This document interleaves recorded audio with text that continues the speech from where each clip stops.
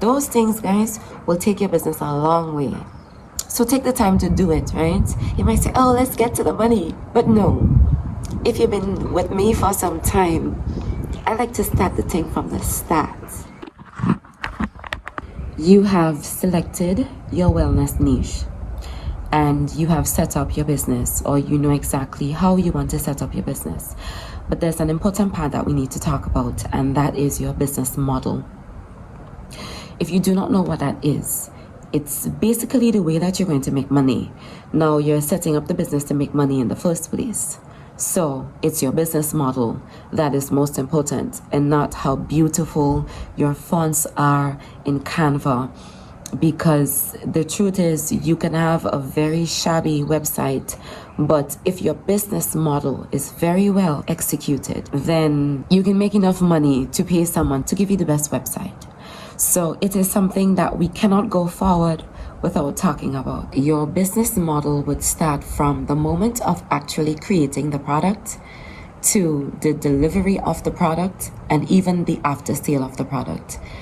So when I say business model, I'm talking about all that operation process right there. The product that you're going to sell, how are you going to deliver it to the customer? What business model are you going to use? Do you make the herbal teas and then you deliver it to the customer? Do you team up with a factory that manufactures herbal teas and put your label on it and they will ship it out to the customer? Because whatever the business model that you choose, that business model will determine your success as a business. If you may have to pivot some way down the line, if you're going to lose money because you didn't cater for certain things. It spans the basic operation of the business and how you're going to make money. So don't feel no way I'm going to be looking down because I have notes. But if I'm coaching you, I should have notes. It means I'm planning for you. So you're not supposed to be thinking, oh, she has notes. I have notes. I planned for you. Okay? So I'm referring to my notes to ensure that the objective of my plan here is executed in the video. So it involves your value proposition. Why should somebody buy from you? We know that you are a fitness coach. We know that you are on YouTube and you have millions of followers. But why should I sign up for your program? I can get herbal teas from anywhere. Why should I buy your brand? What is your value that you are going to give to the customer that'll allow the customer to say, okay, I'm gonna vibe with them. There are customers out there, especially the ones who buy in the wellness space. They are very conscious. The customers who are purchasing in the wellness space, they know exactly how valuable their bodies are to them. What kind of value would you bring to me as a buyer? Why should I buy from you? Imagine your product on the supermarket shelf. Competitors buy buildings far away from each other and they sit so close to each other on the supermarket shelves. So if your product is on the supermarket shelf, think about it like this. Why should I choose yours over the other person? Are you competing on price? Is the value price? Are you cheaper to me? Or are you competing on value? Is it that if I buy your product, your wellness product, what I will get from yours, I will not get it from someone else? Or is it just your message? Is it what you stand for? You will have to figure that out.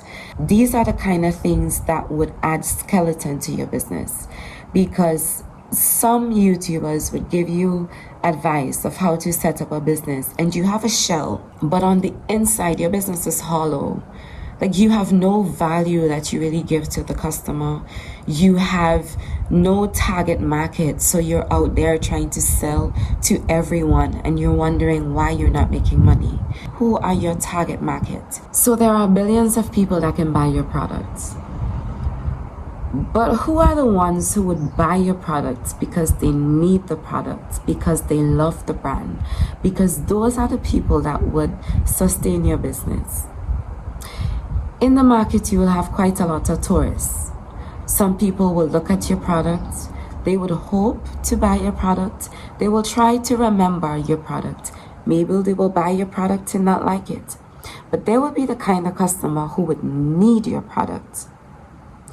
And if you're spending money on marketing and you don't know who you're talking to, you would find you're getting quite a lot of clicks, but not a lot of conversions, because you're able to get everybody in, but you're not really talking to the right people.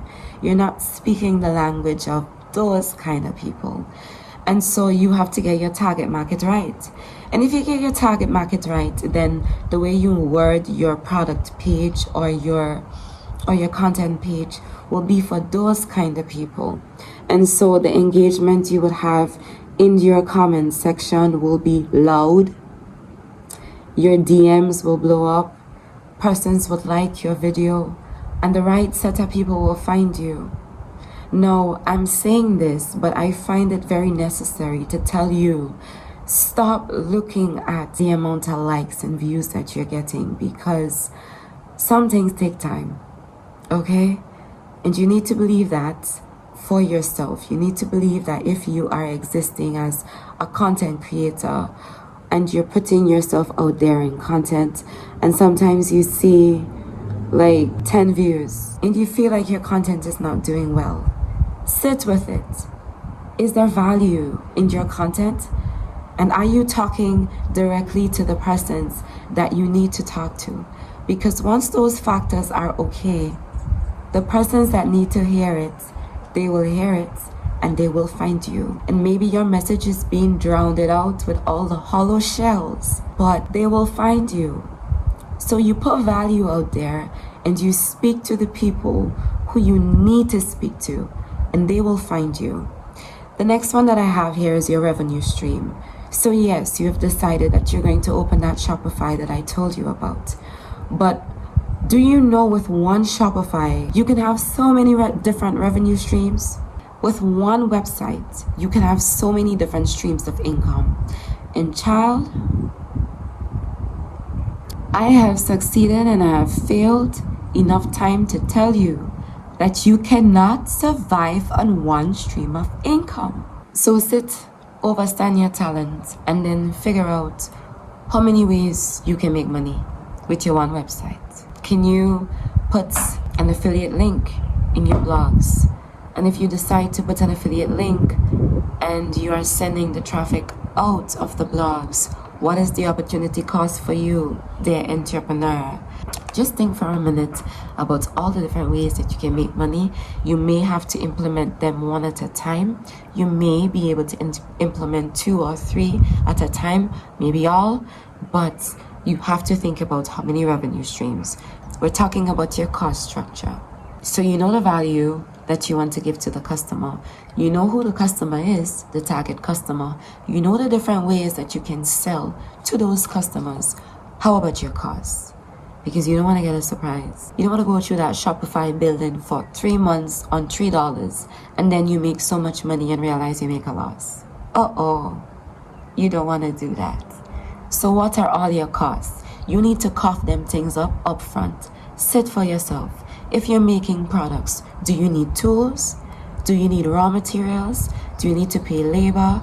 What exactly do you need? Do you need to pay for transportation or gas? Do you need to buy shipping labels? Those things matter, okay? So sit for a minute and start to make your list. All the things that you would be costing your business in the startup phase. And then what kind of costs are okay? Is your business at the phase where you're going out to dine as an executive? Is your business at that phase? So what kind of cost is okay? You have to think about your cost, and that one is on you. If you want me to sit with you and take your business from idea to product launch, then you can sign up for my course. I don't like bluff. It's a $4,000 US course. So if you are emailing me about the course, you can use my YouTube and find the email there and send me an email. If you are interested in having me work with you as your wellness coach to take your business from the stage of idea into the stage of launch, then you can sign up if you have your $4,000 in your pocket, because I only want to work with serious people. It is not easy to grow a business. And if you're growing a business with a child, you will understand what I'm talking about, okay? It's not easy. It's not do these things to set up a business. You yourself must think differently. If you're the kind of person that wakes up at 10 o'clock in the morning and all your sales go on at 7 a.m., if you don't have an employee to take care of that for you, what kind of entrepreneur are you? Do you have the discipline to stay in a business even when it fails and needs you to pivot, change your business model? Who are you? So I'm just going to say it plain, okay? Because I'm always rugged around the edges. It's just plain. The persons that I work with, they need to be serious. They need to want it bad. If you can follow a path to success, why are you not doing it? If you need me to hold your hands, I will hold your hands, but I will not baby you. I'm not going to baby you. I'm not going to baby you because I know the ability that you have inside of you. You need a push, okay? Some of you have quite a lot of skill, degrees in things like cosmetics or nutrition, and you are interested in natural health. You can make your own skincare products. You enjoy it. Like, why are you sitting on your skill? Because when the Most High come to you and the Most High said, what did you do with the talent? Seriously, what are you doing with your talent? Let's try to finish this one, right? The next thing is the distribution channel. How are you going to get your goods now that you have made to your customer? You have a website, it's fancy, but what about when there are flaws in your delivery process? You can be an excellent entrepreneur, and your value proposition could be great, and your branding can be on peak. But if there is a problem in getting your product to the customer, man, customers say things. Our business had a situation in 2023, 2024, where the island was on a drought situation for like months. And I deal in the industry of the seaweed, sea moss. Drought means there's not enough water to wash things out. So mass production is impossible because sea moss eventually starts to go bad if it's out of the salt water and you have not washed it and put it in the sun for drying. Before the drought, it was rainy season. Like, it was raining. So it was very difficult to dry sea moss. And you have to provide for businesses who use it in mass. And you are on the island with very little machinery to take advantage of this industry and very little access to capital. So you cannot expand your business in a way that will allow you to scale internationally. And you are faced with many different limitations, including the rainy season I told you about, which prevented us from drying sea moss. And then the drought, which prevented us from using water to clean the sea moss before we put it out to dry. And then the island had beryl, which not only destroyed our production, but destroyed all the farmers that were a part of our trade group. Some of them were hit so bad that their homes were destroyed. And then we had our customers. Our business model were the middleman, because we solved the problem for the buyers who are in the US, UK, and Canada, who needed access to sea moss and wanted it in the same quantity at minimum price so that they can scale their businesses and in turn buy large supplies from the farmers. We were the middleman. We also brought the international persons who wanted to buy the products to the local persons who had it to sell. We did over and beyond because we helped with branding, and some cases we did not even charge for, like developing logo, developing content, giving content information, getting products like Indian herbs mixed and pre-packaged and sent to the small business. We did quite a lot. But even though on Shopify we made this amount of money. The effort that we put in, the business model that we selected, it was not right. Now, it was good and all to set up because now I know how to dominate in the industry. If you don't get your distribution channel set up, it doesn't matter how well you know your target market or how many streams of income you have created for your high valued clients.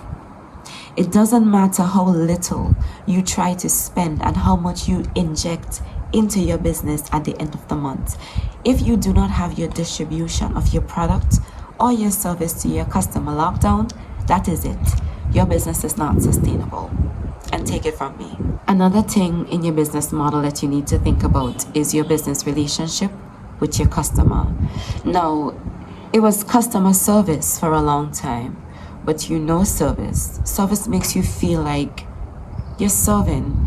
And even though serving is the righteous thing to do, we should be happy to serve. There's always an effort and energy if you say service.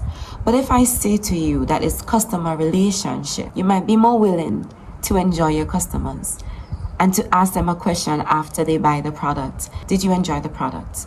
Or are you okay with the way that we serve you? What are your complaints? And if you have an issue, are you okay calling the customer and tell them that, wow, we had a drought? Like, I am working on that. Like, that's the part that I need to work on. I don't like to be the one to come back and give bad news. And so I always have to work myself up there because I told you that I will deliver. And even if it takes me half a year, 2 years to put it on the table, I like to be the one to deliver. And it aches me if I cannot deliver. But as an entrepreneur, you have to suck it up sometimes and be that kind of person. But the relationship with the customer is very important. So it really and truly starts with the kind of message that you tell the customer when you are marketing to them. Let's start there. Let's start with, how are you talking to your customers? Are you talking to them? Are you talking down to them? Are you talking at them? Are you screaming at them as a coach? Or are you encouraging them and telling them that you have it in you, like, to buy this product? Like, this product is for you. Like, I know who you are. I know the problem that you're having. I'm telling you that this product will allow you to feel better. If you work with me at the end of the course, then you will get blah, blah, blah. Your customer relationship starts there and it ends when they buy the product and you're trying to retain them. Do you send out newsletters to them, the ones who do not buy? Because they're all customers, you know. There are tourists who buy a ticket, come to the islands, and they don't want to spend money. They cook in Airbnbs to save money, and they only spend on the airlines. There are customers who would enjoy your content and do not buy products from you. Why would you only talk to one set of customers? We're talking about segmenting your customer when we're talking about your target market. But your customer relationship is to take care of everybody that loves your brand. There are people who will never buy from you, but they will always recommend you to the person that needs it. So you know those people? They know that you exist. They do not have the ailment that your herbal tea may be for, but they may be talking to the person who needs it, and they will say, hey, here's this link that can help you. And you will never know that person. So value proposition is building bones and flesh into the business and not just a hollow shell of a website. It's going back and tweaking your message, tweaking your title to represent a value if it sounds like you just want to make money out there.